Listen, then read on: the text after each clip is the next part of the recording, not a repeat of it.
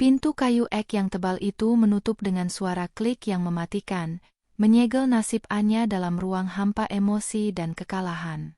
Di tangannya, selembar kertas putusan pengadilan terasa seperti abu. Anya Aditama, 35 tahun, kini resmi menjadi mantan istri dari Bima Sanjaya. Namun, perpisahan ini bukan sekadar perpisahan ranjang.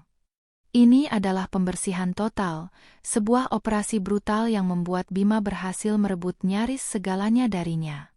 Bima, dengan tatapan dingin dan senyum kemenangan yang tipis di sudut bibirnya, telah membalikkan setiap argumen pengacara Anya dengan presisi yang kejam. Dia menggunakan koneksi bisnisnya, catatan pengeluaran Anya yang tidak bijaksana menurut standarnya, dan bahkan mengklaim bahwa perusahaan desain interior yang mereka bangun bersama adalah murni hasil investasinya, seolah-olah 8 tahun kerja keras Anya adalah sekadar hobi yang dibayar. Anya, tolong mengerti. Ini demi stabilitas. Kau tahu kau tidak pandai mengurus uang, kata Bima saat terakhir mereka bicara empat mata di koridor pengadilan yang sunyi. Nadanya terdengar seperti belas kasihan palsu. Stabilitas? Kau mengambil rumah ini, Bima. Kau mengambil sahamku. Kau meninggalkan aku hanya dengan kartu kredit yang sudah kau blokir.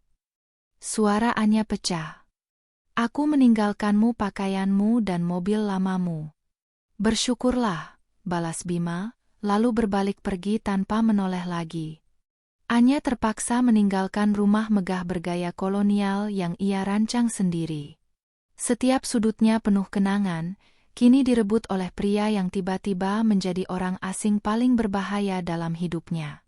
Bima telah memblokir aksesnya ke akun bank utama, akun yang selama ini digunakan untuk menggaji karyawan perusahaan, dengan dalih Anya mungkin akan mengosongkannya.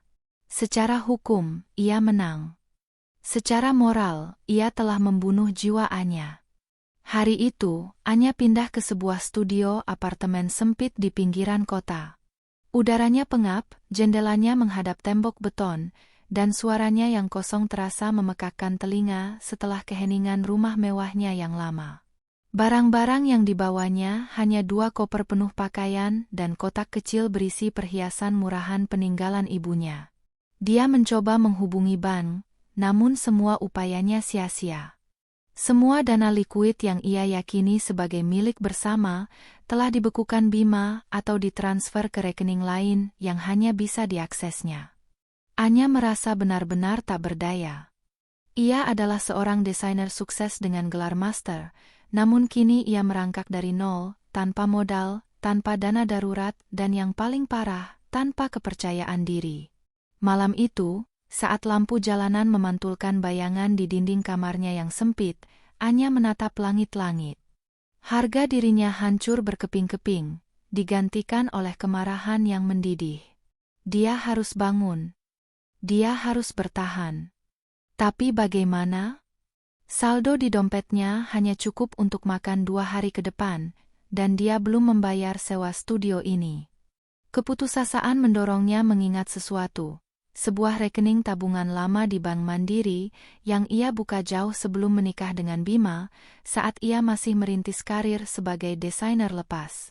Rekening itu sangat kecil, ia hanya menyisihkan sisa-sisa honor dari pekerjaan sampingan. Bima bahkan tidak pernah tahu menahu tentang akun remeh ini. Mungkin, bisik Anya pada dirinya sendiri, mungkin masih ada sisa 100 atau 200 ribu di sana. Cukup untuk mengisi perut saat mencari kerja. Dengan secercah harapan terakhir yang sangat rapuh, Anya memutuskan. Besok, ia akan pergi ke bank. Ini adalah kartu as terakhirnya, sebuah usaha penyelamatan diri yang menyedihkan. Ia hanya berharap Bima tidak sedetail itu untuk melacak dan mengosongkan bahkan tabungan masa lalunya yang terlupakan. Rasa takut dan harapan bercampur aduk saat ia memejamkan mata, menunggu fajar yang akan membawa kepastian, atau kehancuran total. Signifikan. Keesokan paginya, Anya bangun dengan perasaan lelah yang mendalam, seolah ia baru saja berlari maraton emosional. Kepalanya masih dipenuhi kekalahan di pengadilan, namun kebutuhan fisik mendorongnya. Ia harus makan, dan ia harus membayar setengah bulan sewa yang sudah jatuh tempo pada pemilik kos yang bermuka masam. Pencarian kerja dimulai segera setelah ia menelan sepotong roti tawar sisa. Ia mengirimkan puluhan lamaran ke biro desain kecil dan besar, menekankan pengalamannya yang luas. Namun, tanpa portofolio fisik yang bisa ia tunjukkan, semuanya ada di kantor lama yang kini dikuasai Bima, dan tanpa alamat yang mengesankan, ia merasa lamarannya tenggelam dalam lautan pelamar lain. Ketika hari beranjak sore, kecemasan finansial Anya memuncak.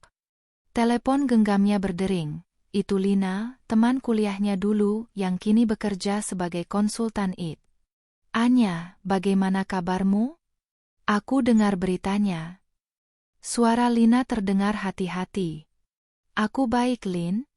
Hanya mencoba menyesuaikan diri dengan hidup baru, jawab Anya, berusaha terdengar optimis. Aku tahu Bima mengambil segalanya. Dengar, aku tidak akan bertanya banyak. Tapi jika kau butuh tempat tinggal sementara, atau uang muka kecil, aku bisa bantu. Kita teman, kan? Tawar Lina tulus. Air mata Anya nyaris menetes mendengar tawaran itu. Terima kasih, Lina. Sungguh, aku akan menghubungimu jika memang kepepet. Saat ini, aku masih punya satu jalan keluar terakhir. Jalan keluar terakhir itu adalah Bank Mandiri di pusat perbelanjaan tua yang berjarak 3 halte bus dari studionya. Sambil menunggu bus, kenangan pahit kembali menyeruak. Selama 8 tahun pernikahan, Bima perlahan-lahan mengendalikan semua aspek finansial. Awalnya terasa romantis dan praktis, Bima mengurus investasi, Bima membayar tagihan, Bima memantau rekening. Anya, sibuk dengan sisi kreatif perusahaan, dengan senang hati menyerahkan urusan membosankan itu. Ia percaya Bima sepenuhnya. Flashback itu terasa dingin dan menyakitkan. Beberapa tahun lalu, Anya pernah menerima honor besar dari proyek desain villa seorang klien asal Timur Tengah. Ia ingin menggunakannya untuk membeli lot tanah kecil atas namanya. Untuk apa? Lebih baik kita masukkan ke akun investasi bersama, sayang. Hasilnya lebih besar, kata Bima saat itu dengan senyum meyakinkan. Dan Anya setuju, tanpa pernah benar-benar melihat laporan investasi tersebut. Bima telah melucutinya dari otonomi finansial secara perlahan, membuatnya menjadi boneka yang cantik tapi tidak berdaya. Kini, ia seperti bayi yang baru belajar berjalan di tengah badai. Saat bus berhenti, Anya turun di depan gedung bank yang berkilauan. Ia merasa seperti orang asing di tengah orang-orang yang tampak sibuk dan kaya. Ia memasuki bank dan mengambil nomor antrean. Jantungnya berdebar kencang. Ia berharap Bima tidak tahu tentang akun lama ini. Akun yang ia buka saat ia berusia 23 tahun, dengan sisa uang dari beasiswa. Ketika gilirannya tiba, Anya mendekati meja teller 3. Ia menyerahkan kartu identitas dan buku tabungan yang sudah lusuh. Selamat siang, ada yang bisa saya bantu, Bu? Tanya teller muda itu ramah. Saya hanya ingin memeriksa saldo. Rekening ini sudah lama tidak saya gunakan, kata Anya, suaranya hampir berbisik karena malu. Teller itu mengetik ID Anya di sistemnya. Ekspresinya yang awalnya santai mendadak berubah. Ia mengerutkan kening, lalu mengetik lagi, seperti tidak percaya dengan apa yang ia lihat. Ia membalik layar monitor ke arah Anya, tetapi Anya hanya melihat kode dan angka yang tidak ia pahami. Maaf, Bu Aditama, kata teller itu berbisik sedikit. Rekening Anda, ini akun lama, tapi statusnya sedikit berbeda sekarang. Ada aktivitas yang sangat signifikan, dan rekening ini telah di-upgrade. Saya harus meminta Anda berbicara langsung dengan manajer operasional. Darah Anya seolah berhenti mengalir. Berbeda? Signifikan? Apa maksudnya? Apakah Bima, apakah mantan suami saya sudah mengosongkannya? Rasa takut mencekik tenggorokannya. Jika akun ini kosong, ia benar-benar tamat. Ia harus meminta bantuan Lina atau menjadi gelandangan. Teller itu tersenyum canggung. Tidak, Bu. Justru sebaliknya. Ada transfer yang sangat besar. Saya akan panggil manajer untuk menjelaskan detailnya. Silakan duduk sebentar di ruang tunggu VIP. Anya terhuyung mundur. Bima tidak mengosongkannya? Lalu apa? Matanya melebar, detak jantungnya menggila. Perasaan syok dan kebingungan kini menggantikan rasa takut. Ia berjalan seperti di bawah pengaruh hipnotis menuju ruang tunggu, menunggu manajer bank yang akan mengungkapkan misteri di balik saldo rekeningnya yang kini disebut. Anya duduk di kursi kulit mewah ruang tunggu VIP. Udara dingin pendingin ruangan tidak mampu meredakan demam yang menjalari tubuhnya. Ia menatap ke pintu, menunggu manajer bank.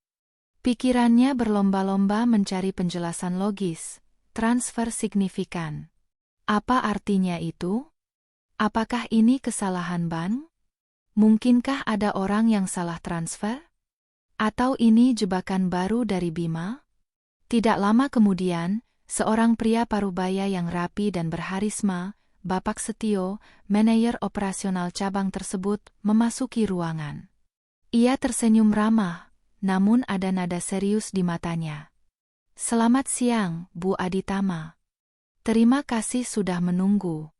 Saya Bapak Setio, sapanya, menjabat tangan Anya yang dingin.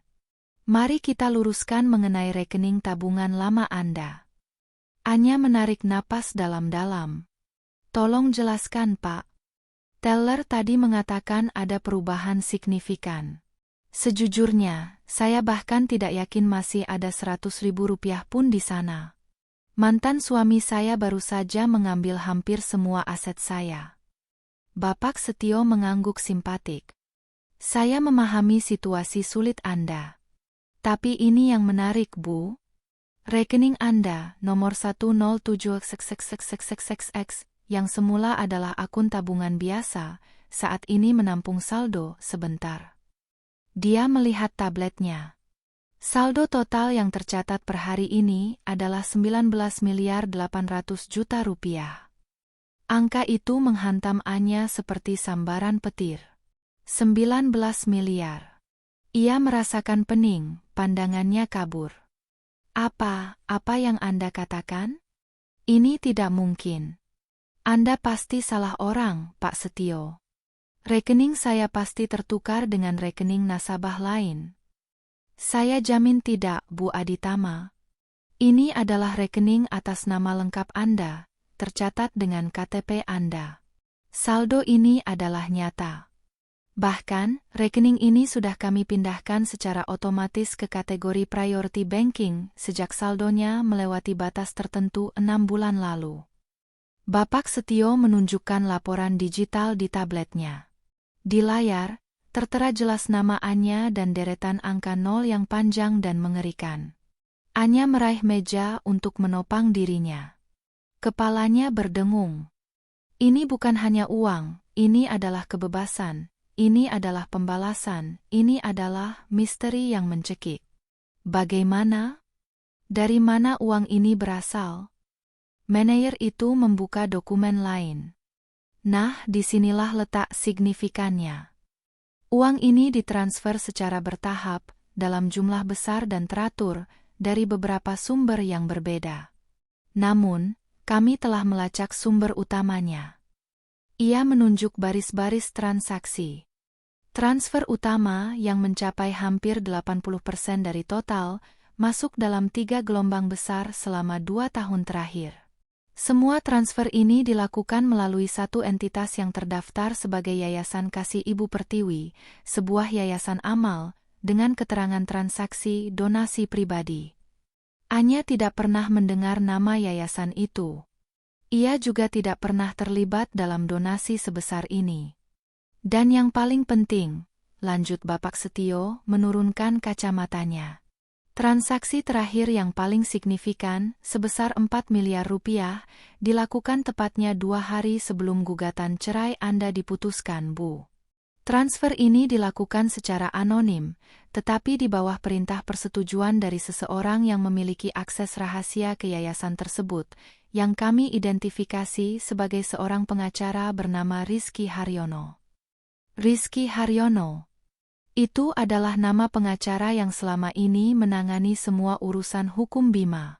Pengacara yang sama yang membantai Anya di pengadilan. Kini, kepingan puzzle itu mulai terhubung, meskipun dalam pola yang tidak masuk akal. Bima telah mengambil setiap aset yang terlihat, setiap saham, setiap rekening bersama, meninggalkan Anya tanpa sepeser pun. Tetapi di saat yang sama, ia, melalui pengacara kepercayaannya, menyalurkan hampir 20 miliar rupiah ke rekening kecil, tersembunyi, yang bahkan tidak pernah ia sentuh. Kenapa? Jika Bima ingin menyakiti Anya, ia hanya perlu mengosongkan rekening ini. Jika ia ingin berbaik hati, mengapa ia harus mengambil segalanya dari Anya di depan umum, membuatnya menderita, dan baru kemudian memberikannya uang melalui jalur rahasia? Pak Setio, apakah Anda bisa memberikan saya semua catatan transaksi ini? Termasuk detail kontak Yayasan Kasih Ibu Pertiwi. Pinta Anya, suaranya kini kembali tegas, diliputi tekad baru yang dingin. Tentu saja, Bu. Sebagai nasabah prioritas, Anda berhak atas semua laporan ini, kata manajer itu, menyerahkan sebuah amplop tebal. Anya meninggalkan bank itu bukan lagi sebagai wanita yang hancur, melainkan sebagai seorang detektif yang tiba-tiba diperlengkapi dengan sumber daya yang tak terbatas. Ia berjalan keluar di bawah sinar matahari sore, memegang amplop yang berisi rahasia terbesar dalam hidupnya. Ia tidak hanya mendapatkan uang, ia mendapatkan misteri yang harus dipecahkan, misteri yang melibatkan mantan suaminya yang kejam, yang ternyata mungkin tidak sesederhana yang ia duga.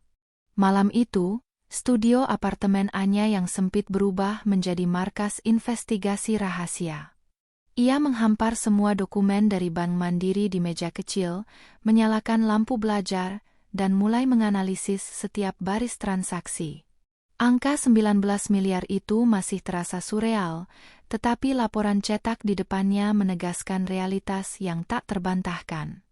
Fokus utama Anya adalah dua nama kunci, Rizky Haryono, pengacara Bima yang kejam, dan Yayasan Kasih Ibu Pertiwi. Rizky Haryono, gumam Anya mengambil ponselnya. Ia mencari informasi tentang sang pengacara. Ia menemukan foto Rizky, pria licik dengan dasi mahal, reputasinya sebagai pembersih masalah klien kaya. Informasi online menyebut Rizky terkait erat dengan beberapa perusahaan besar, termasuk perusahaan induk properti tempat Bima dulu berinvestasi besar-besaran. Transfer dari Yayasan Amal, pikir Anya. Ini adalah cara yang cerdik dan sangat gelap untuk menyamarkan asal-usul uang. Transfer melalui Yayasan Amal seringkali tidak dicurigai dan sulit dilacak jejak asalnya, karena biasanya yayasan memiliki kebijakan privasi donatur yang ketat. Langkah pertama, menghubungi Yayasan Kasih Ibu Pertiwi. Anya berpura-pura menjadi calon donatur besar yang tertarik dengan kegiatan mereka. Sekretaris yayasan dengan senang hati memberikan informasi dasar, tetapi menolak memberikan detail tentang donatur anonim mereka, apalagi yang terkait dengan donasi pribadi dalam jumlah besar. Maaf, Bu. Kami terikat janji kerahasiaan. Tapi saya bisa pastikan, semua dana kami disalurkan sesuai misi kami, ujar sekretaris itu dengan nada formal. Anya menyadari pendekatan langsung tidak akan berhasil. Ia harus mencari hubungan antara yayasan itu dengan Rizky Haryono, atau lebih spesifik lagi, dengan Bima. Di tengah kebingungan, Anya menelepon Lina, temannya. Ia tidak menceritakan saldo fantastis itu, hanya mengatakan bahwa ia menemukan dana tersembunyi yang mencurigakan dan butuh bantuan untuk melacaknya. Aku butuh bantuanmu, Lina. Kau kan ahli di bidang digital. Apakah kau bisa mencari tahu siapa dewan pengawas atau pendiri dari Yayasan Kasih Ibu Pertiwi ini? Aku yakin ada hubungannya dengan jaringan Bima, pinta Anya. Lina, yang selalu siap membantu, setuju. Dalam beberapa jam, Lina mengirimkan pesan. Lina, found something. Yayasan Kasih Ibu Pertiwi didirikan 5 tahun lalu. Ketua Dewan Pengawasnya adalah seorang wanita bernama Tanti Prasetya. Dan tebak apa? Tanti adalah ipar dari Rizky Haryono. Jaringan mereka kuatnya. Anya merasakan tengkuknya merinding. Hubungan itu terlalu dekat untuk menjadi kebetulan. Uang itu jelas berasal dari lingkaran dalam Bima. Kini, pertanyaan terbesarnya, mengapa Bima melakukan ini? Jika Bima menyesal, mengapa ia harus mengalahkan Anya di pengadilan dan meninggalkannya dalam kehinaan? Jika ia baik, mengapa ia harus mengambil rumah dan perusahaannya? Anya merenung kembali pada proses perceraian. Bima sangat agresif dalam merebut aset yang terlihat. Dia bersikeras bahwa ia harus memegang kendali atas aset-aset perusahaan. Tiba-tiba, sebuah hipotesis yang mengerikan muncul di benaknya. Apa yang terjadi jika Bima tidak mengambil semuanya karena ketamakan, tetapi karena dia harus? Anya ingat berita-berita samar yang ia dengar tentang krisis likuiditas yang melanda salah satu mitra dagang Bima beberapa bulan sebelum gugatan cerai diajukan. Juga, gosip bahwa Bima meminjam uang dari investor gelap untuk mendanai proyek ambisius yang gagal total di luar kota. Mungkinkah Bima sedang menghadapi kehancuran finansial yang jauh lebih besar dan dia menggunakan perceraian ini untuk melindungi Anya dari utang-utangnya? Jika perusahaan itu penuh dengan utang atau sedang diselidiki karena manipulasi pajak, maka dengan merebutnya, Bima mengambil alih risiko hukum dan finansial.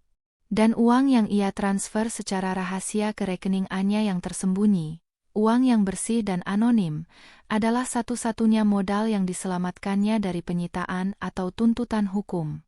Anya meraih laptopnya. Ia mulai menyelidiki laporan keuangan perusahaan Bima melalui database publik yang bisa diakses, walaupun sulit. Dalam beberapa jam, ia menemukan petunjuk samar di laporan tahunan terakhir yang menyebutkan pinjaman sindikasi non-bank yang mencurigakan besarnya. Hipotesisnya berubah menjadi keyakinan. Bima tidak merebut segalanya darinya, Bima mengambil semua masalahnya dan memberikannya solusi dalam bentuk miliaran rupiah yang tersembunyi di saat yang paling krusial.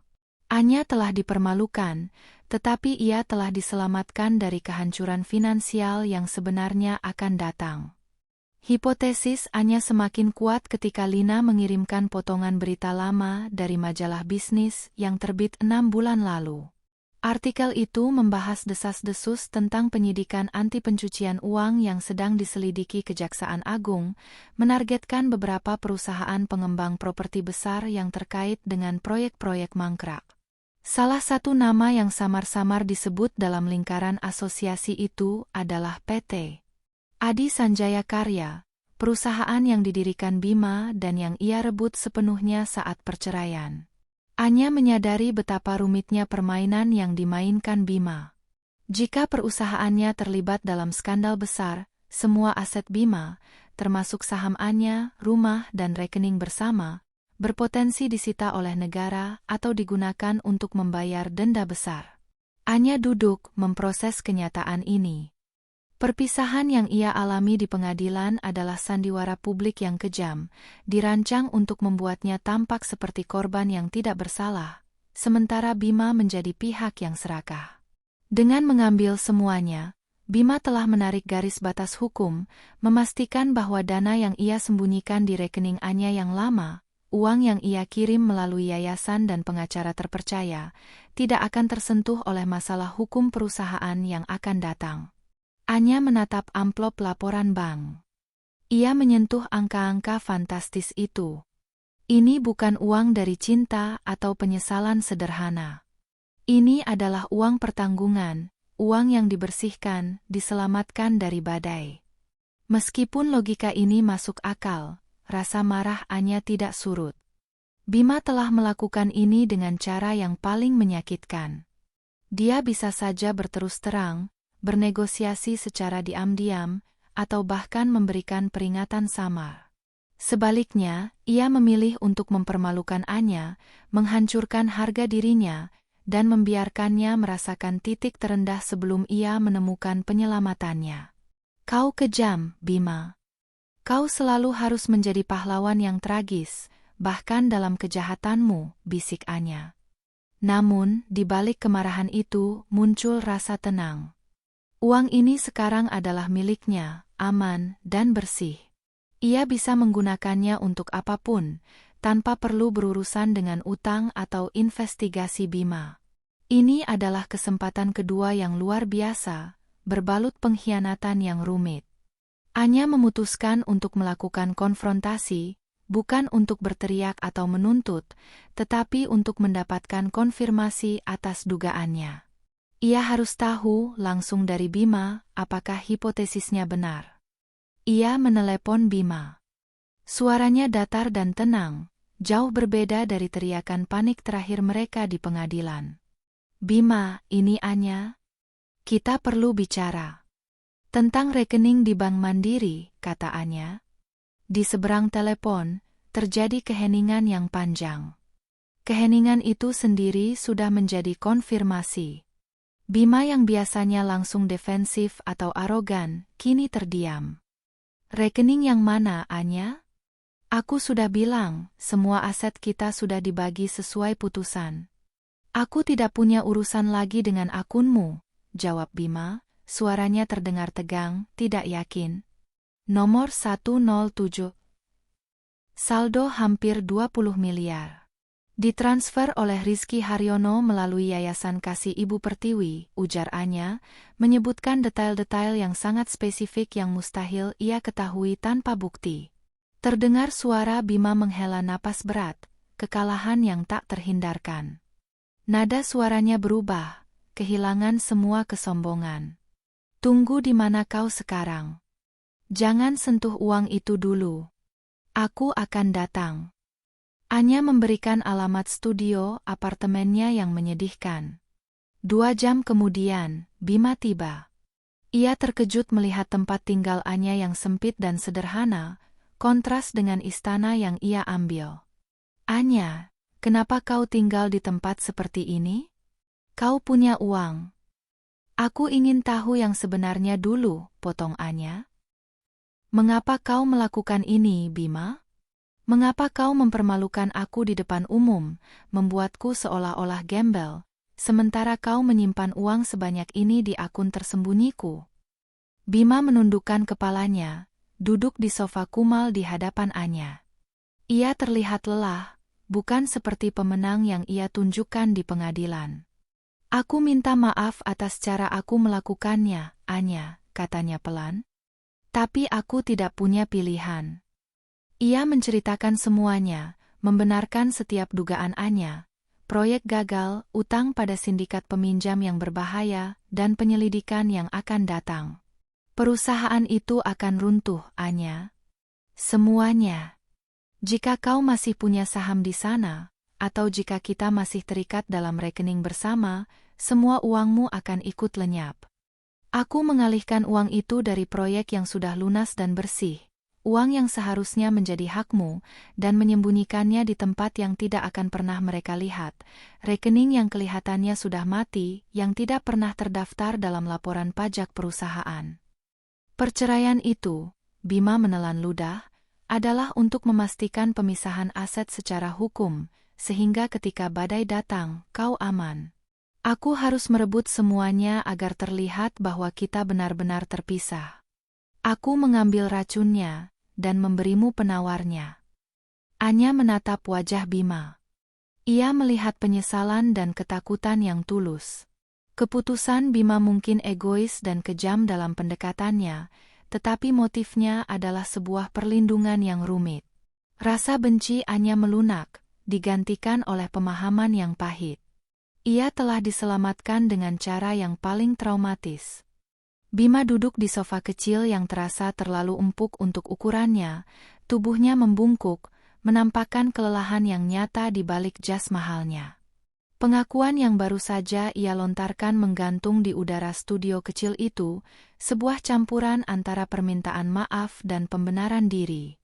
Aku tahu ini kedengaran tidak masuk akal, Anya. Tapi aku harus memastikan uang itu tidak terkait dengan perusahaan. Dengan mengambil alih semuanya secara publik, termasuk perusahaan yang akan jatuh, aku secara hukum memisahkanmu dari risiko. Akun lamamu itu adalah satu-satunya celah yang benar-benar tersembunyi, jelas Bima, matanya memohon pengertian. Anya tidak segera menjawab. Ia menatap Bima. Pria di depannya yang menghancurkan hatinya dan merebut kehidupannya, kini mengungkap bahwa ia telah bertindak sebagai perisai. Ini adalah pembalikan narasi yang luar biasa. Perasaan Anya terbelah. Di satu sisi, ia menghargai bahwa Bima dengan segala kelemahannya telah menjamin keamanan finansialnya. Di sisi lain, cara ia melakukannya, membiarkan Anya menderita, berjuang, dan merasa tidak berharga, sungguh tak termaafkan. Kau bisa saja memberitahuku, Bima. Kau bisa mengirimiku pesan, atau menyuruh pengacaramu memberiku petunjuk samar sebelum kita bercerai. Kau tidak perlu membuatku merasa seperti aku tidak punya nilai sepeser pun, kata Anya, suaranya tenang, tetapi dipenuhi rasa sakit yang mendalam. Aku takut, Anya. Aku takut jika kau tahu, kau mungkin akan bertindak gegabah atau tergelincir bicara. Mereka mengawasi pergerakanku. Sindikat itu, mereka tidak main-main. Jika mereka tahu aku menyembunyikan aset yang begitu besar dari jangkauan mereka, nyawa kita berdua dalam bahaya. Aku harus terlihat hancur, dan kau harus terlihat sebagai korban yang kalah telak agar mereka tidak mencurigai apapun. Balas Bima, suaranya bergetar. Anya menyadari bahwa Bima, untuk pertama kalinya dalam waktu yang sangat lama, berbicara jujur. Dia melihat ketakutan yang nyata di mata mantan suaminya, ketakutan yang lebih besar daripada kekalahan di pengadilan. Lalu, apa rencanamu sekarang? Tanya Anya. Aku akan menghadapi ini. Aku harus menjual sisa aset yang masih likuid untuk membayar utang terbesar. Aku mungkin akan masuk penjara karena manipulasi akuntansi atau penggelapan pajak, aku tidak tahu. Tapi setidaknya, kau aman. Gunakan uang itu, Anya. Jangan pernah kembali ke bisnis lama kita. Mulailah sesuatu yang baru, bersih, dan jauh dari nama Sanjaya, pinta Bima. Anya merasakan sedikit simpati, tetapi ia menolak untuk membiarkan simpati itu menutupi kekejaman Bima. Aku akan menggunakan uang itu, Bima. Tapi jangan berpikir ini memaafkan caramu memperlakukan aku. Kau mengambil harga diriku, dan kau menggantinya dengan uang. Itu adalah transaksi yang buruk, dan aku tidak akan pernah melupakannya. Bima mengangguk. Aku mengerti. Aku pantas mendapatkannya. Ia bangkit dan mengeluarkan sebuah amplop tebal. Ini, ada beberapa kunci dan dokumen. Kunci brankas kecil di apartemen lamamu, tempat kau menyimpan perhiasan ibumu. Aku tidak pernah menyentuhnya. Dan ini, hard drive berisi salinan digital semua desain portofolio yang pernah kau kerjakan untuk perusahaan. Aku tahu kau akan membutuhkannya untuk memulai kembali. Bima menyerahkan hard drive itu, sebuah pengakuan nyata atas nilai dan kontribusi Anya yang selama ini ia remehkan. Setelah Bima pergi, keheningan kembali memenuhi ruangan. Anya kini memiliki jawaban dan sumber daya. Misteri di bank telah terpecahkan, dan kenyataannya jauh lebih rumit daripada sekadar pengkhianatan. Ia telah diceraikan, dipermalukan, tetapi pada saat yang sama, ia telah diberikan perlindungan dan modal sebesar miliaran rupiah. Ia mengambil laporan bank itu dan menyimpan hard drive serta kunci brankas dengan hati-hati. Ini adalah babak baru. Ia tidak akan membiarkan uang ini menjadi pembenaran atas penderitaannya, melainkan menjadikannya alat untuk membangun benteng kehidupan yang tak seorang pun, bahkan Bima, bisa mengambilnya lagi. Anya telah mencapai titik balik, sekarang saatnya mengambil kendali. Setelah konfrontasi dengan Bima, gelombang emosi Anya beralih dari kemarahan menjadi energi yang terfokus. Ia telah menghabiskan waktu terlalu lama dalam peran korban yang hancur. Kini, dengan dana segar dan pemahaman penuh akan situasi, ia siap untuk bertindak. Keputusan pertama Anya adalah meninggalkan studio apartemen yang menyesakkan itu. Ia tidak memerlukan kemewahan Bima yang dulu, tetapi ia membutuhkan ruang yang layak dan inspiratif untuk bekerja. Ia menyewa sebuah loft kecil di area yang artistik, menggunakan sebagian kecil uangnya sebagai deposit jangka panjang. Yang terpenting, ia membuka rekening bank baru di institusi berbeda, memindahkan sebagian besar dana misteriusnya, dan hanya menyisakan saldo minimal di akun lama. Keamanan finansial adalah prioritas utama. Ia mengingatkan dirinya, mengenakan kembali baju zirah profesionalnya. Langkah selanjutnya adalah memvalidasi kembali karirnya. Hard drive yang diberikan Bima adalah harta karun. Di dalamnya terdapat ribuan jam kerja keras Anya, desain hunian mewah, rencana tata ruang komersial, dan konsep interior yang sempat dipublikasikan di majalah-majalah properti ternama. Anya menghabiskan 2 minggu berikutnya di dalam loft barunya. Ia tidak mencari pekerjaan, ia membangun kembali fondasinya sendiri. Ia menyusun ulang portofolio digitalnya, memfokuskan pada desain-desain yang paling ia cintai, dan yang paling mencerminkan filosofi estetikanya sendiri, bukan estetika komersial yang dipaksakan Bima. Lina, yang awalnya bingung melihat Anya tiba-tiba pindah ke tempat yang lebih baik, akhirnya diberitahu sedikit demi sedikit. Anya hanya mengatakan bahwa ia berhasil menjual aset tersembunyi dari pernikahannya. Lina tidak bertanya lebih jauh, tetapi ia menawarkan bantuan profesional yang sangat berharga. Kau punya modal, Anya. Jangan jadi karyawan. Kau adalah desainer terbaik yang kukenal, desak Lina saat mereka minum kopi di loft baru. Kenapa tidak buka brand desainmu sendiri? Kecil saja dulu, eksklusif. Saran Lina menguatkan apa yang sudah ada di benak Anya. Ia tidak ingin lagi bekerja di bawah nama orang lain. Ia akan mendirikan studio desainnya sendiri, Aditama Design.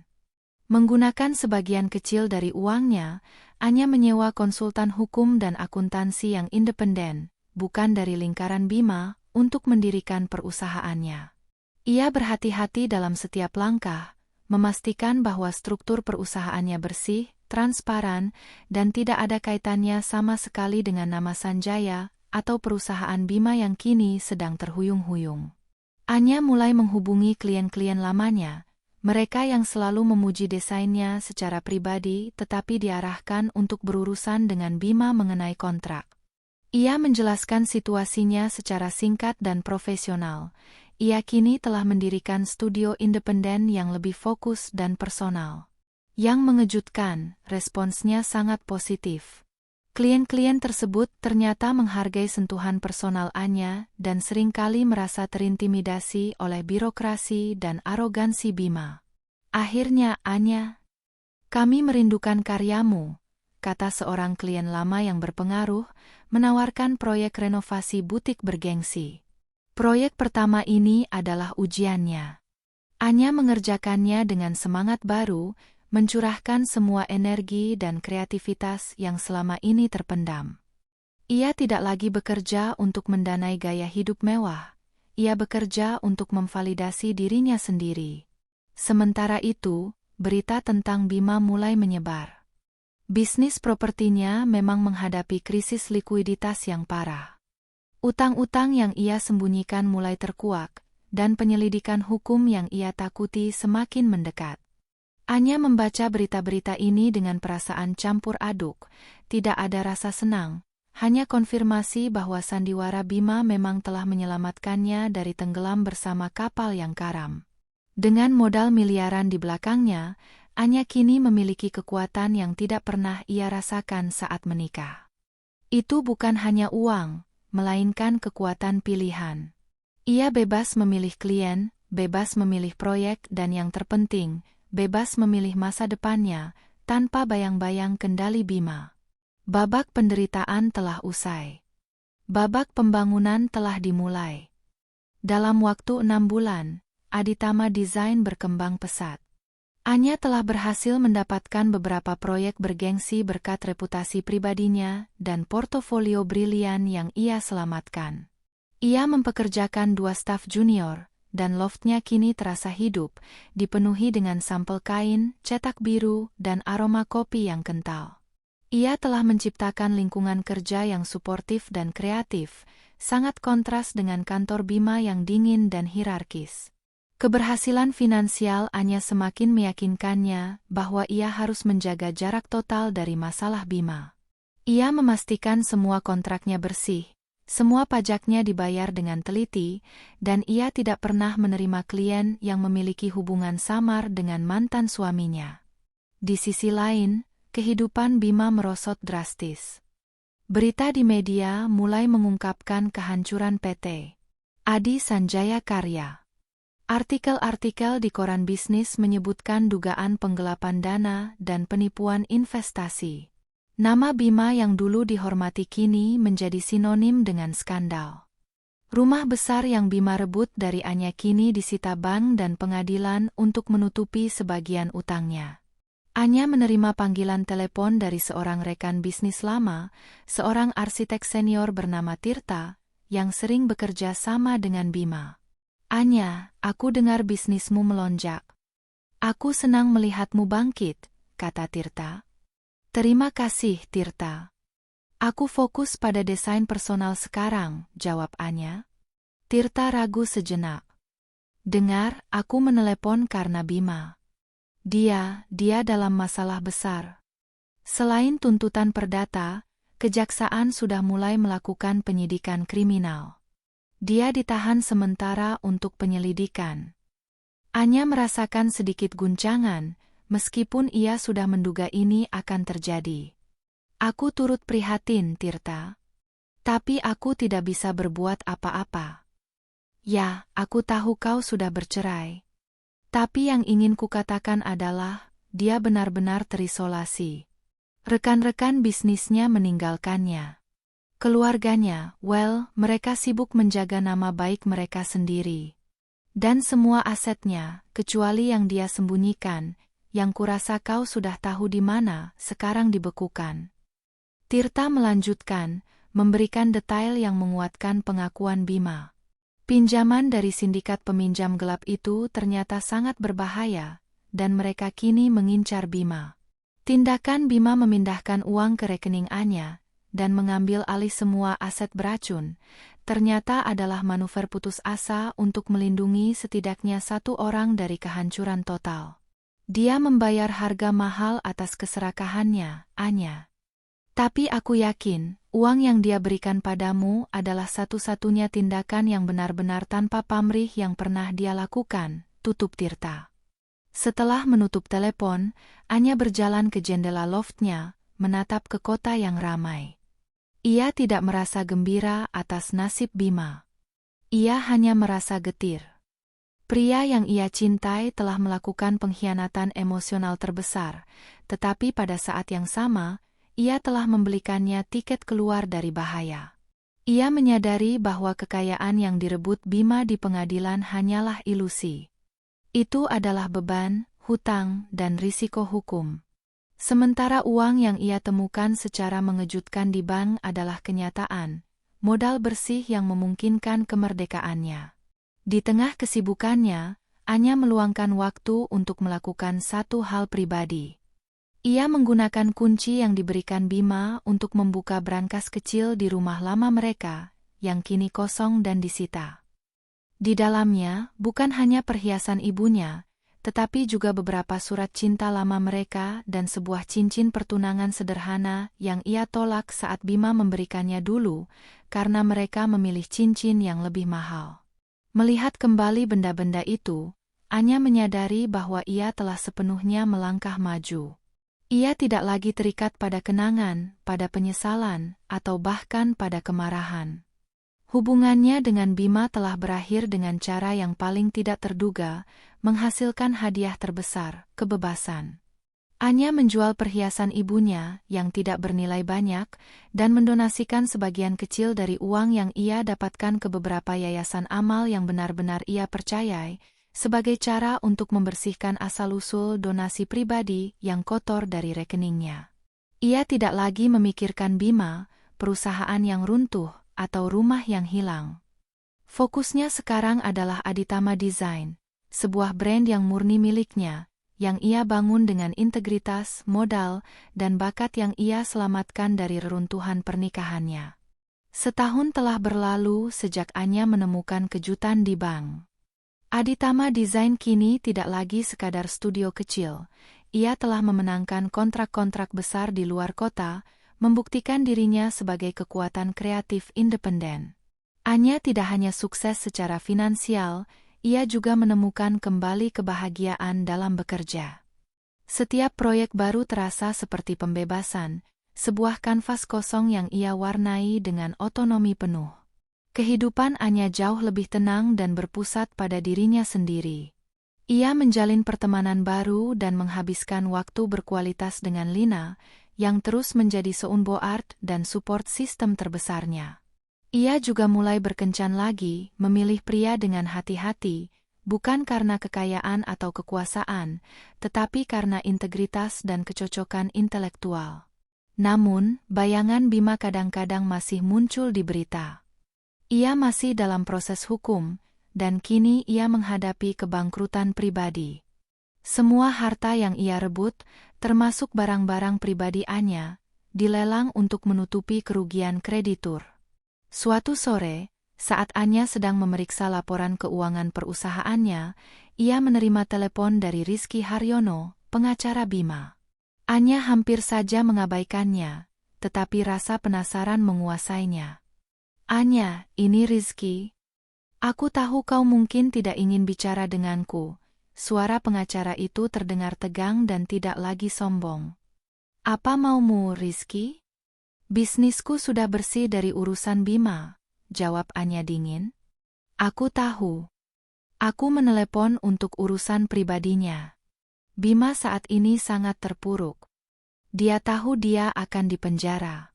Tapi ada satu hal lagi yang ingin dia pastikan sebelum itu terjadi, dan hanya kau yang bisa menyelesaikannya, kata Rizky. Rizky menjelaskan bahwa salah satu bank yang menjadi kreditur terbesar Bima baru-baru ini melayangkan gugatan baru. Mereka mencurigai adanya penyembunyian aset besar sebelum perceraian dan curiga bahwa Bima mungkin telah memindahkan dana ke pihak ketiga. Mereka menargetkan Rizky, Yayasan Kasih Ibu Pertiwi, dan bahkan berencana menyelidiki semua rekening yang memiliki hubungan transaksional dengan yayasan tersebut, termasuk yang paling mengkhawatirkan, rekening Anya. Mereka mencari celah hukum untuk menarik kembali uang itu, Anya, ujar Rizky. Jika mereka tahu rekeningmu di bank lama itu tiba-tiba diisi hampir 20 miliar tepat sebelum perceraian, mereka bisa berargumen bahwa itu adalah transfer aset yang dapat dibatalkan, terlepas dari alasan Bima melindungimu. Anya merasakan adrenalin mengalir deras. Ia telah sangat berhati-hati memindahkan uangnya, tetapi jika kreditur menemukan jejak awal, ia bisa terseret kembali ke pusaran masalah Bima. Apa yang harus kulakukan? Tanya Anya. Bima memohon agar kau mengambil tindakan legal proaktif. Dia mengirimiku surat kuasa. Dia ingin kau secara hukum mengklaim bahwa uang itu adalah pembayaran tunai ganti rugi non-material atas kerugian emosional, penghinaan, dan kontribusi tak terbayar yang kau alami selama pernikahan. Klaim ini harus diajukan ke pengadilan sebelum kreditur mengajukan tuntutan mereka terhadapmu, jelas Rizky. Ide itu menggelitik. Anya harus mengklaim secara hukum bahwa miliaran itu adalah kompensasi atas penderitaannya. Meskipun itu adalah sandiwara lain, kali ini sandiwara itu akan berfungsi untuk melindungi dirinya. Aku akan menyiapkan dokumennya, dan aku akan menggunakan pengacaraku sendiri. Aku tidak akan menggunakan pengacara Bima, tegas Anya. Rizky menyetujui, lega. Pintar Anya. Seluruh sandiwara perceraian ini dirancang untuk ini. Bima membuatmu terlihat dirugikan agar kau punya dasar kuat untuk menuntut ganti rugi besar ini. Dia mengambil segalanya agar kau bisa mengklaim bahwa nilai kerugian emosionalmu sangat tinggi. Anya menyadari betapa rumit dan mengerikannya perencanaan Bima. Ia telah menjadi boneka dalam permainan yang bahkan ia sendiri tidak sadari. Tetapi kali ini ia akan bermain dan ia akan menang. Ia memiliki modal dan yang terpenting, ia memiliki bukti penderitaan publik yang tak terbantahkan. Ia segera menghubungi pengacara barunya. Mereka bekerja cepat, menyusun argumen yang kuat berdasarkan kerugian reputasi, penghinaan publik, dan hilangnya peluang bisnis yang disebabkan oleh Bima. Uang yang direbut Bima di pengadilan kini berfungsi sebagai pembenaran atas klaim ganti rugi besar-besaran ini. Anya Aditama telah berubah dari korban yang hancur menjadi pemain catur yang cerdas. Ia menggunakan uang yang ditemukan secara mengejutkan di bank, yang merupakan hasil pengkhianatan Bima, untuk menciptakan benteng hukum yang melindungi kemerdekaannya selamanya. Pengajuan klaim ganti rugi non-material oleh Anya melalui pengacara barunya berjalan sesuai rencana. Pengadilan, yang masih mengingat publisitas buruk dari perceraian Anya dan Bima, serta melihat bukti kerugian emosional dan karir yang ia ajukan, dengan cepat menyetujui klaim tersebut. Keputusan itu secara resmi menyatakan bahwa dana hampir 20 miliar rupiah yang ada di rekening Anya adalah kompensasi sah dan bukan aset yang disembunyikan. Keputusan ini datang tepat waktu. Beberapa minggu kemudian, tuntutan para kreditur yang menargetkan akun Anya dibatalkan karena tidak memiliki dasar hukum. Anya akhirnya benar-benar bebas. Dana itu kini sepenuhnya miliknya, dilindungi oleh putusan pengadilan. 1,5 tahun setelah perceraian yang menghancurkan itu, Anya berdiri di balkon kantor barunya yang megah, di gedung perkantoran modern yang ia sewa sebagian lantainya. Aditama Design berkembang pesat, dan ia bahkan mulai menerima penghargaan regional untuk desainnya yang inovatif dan berorientasi pada keberlanjutan. Ia telah membuktikan bahwa keberhasilannya tidak bergantung pada nama besar suaminya. Anya menerima satu lagi panggilan telepon, kali ini dari Rizky Haryono, yang menyampaikan berita terakhir tentang Bima. Bima, dia sudah dijatuhi hukuman, Anya. Beberapa tahun penjara karena penggelapan dan penipuan kreditur. Dia tidak mengajukan banding, kata Rizky, suaranya terdengar pasrah. Apakah dia baik-baik saja? Tanya Anya, pertanyaan itu keluar tanpa ia sadari. Dia menerima takdirnya. Sebelum dia pergi, dia menitipkan pesan terakhir untukmu. Rizky berhenti sejenak. Dia bilang, katakan padanya, aku tidak menyesalinya. Setidaknya satu dari kami berhasil keluar dengan selamat. Uang itu adalah harga dari kebebasannya. Anya menutup telepon dan merenungkan kata-kata terakhir Bima. Ia menyadari bahwa di balik pria yang egois, serakah, dan pengecut, ada seorang manipulator ulung yang, di saat-saat terakhir kehancurannya, menggunakan kepandaiannya untuk melindungi orang yang pernah ia cintai, meskipun dengan cara yang paling menyakitkan dan merusak. Anya tidak lagi membenci Bima. Ia merasakan semacam ketenangan yang dingin. Bima telah mengambil rumah, mobil, dan perusahaan yang bermasalah. Tetapi, penemuan yang mengejutkan di bank itu telah memberinya sesuatu yang jauh lebih berharga, modal untuk memulai ulang dan jaminan kemerdekaan finansial. Dia tidak lagi menjadi Nyonya Sanjaya, wanita yang hidup dari kekayaan suaminya. Dia adalah Anya Aditama, desainer yang sukses, pengusaha yang kuat, dan wanita yang mandiri. Anya mengambil secangkir teh panas dan kembali ke mejanya. Di sudut mejanya, tergeletak foto kecil yang ia temukan di brankas lama, foto mereka berdua di awal pernikahan, sebelum uang dan ambisi meracuni segalanya. Dia tidak merobeknya, juga tidak memajangnya. Itu hanyalah pengingat pahit tentang pelajaran terpenting dalam hidupnya, bahwa nilai sejati seseorang tidak terletak pada aset yang terlihat, tetapi pada kekuatan dan sumber daya tersembunyi yang ia miliki, yang tidak dapat direbut oleh siapapun. Anya tersenyum tipis. Petualangan barunya baru saja dimulai. Ia telah bertahan, bangkit, dan kini terbang bebas, didanai oleh kejutan terbesar dalam hidupnya.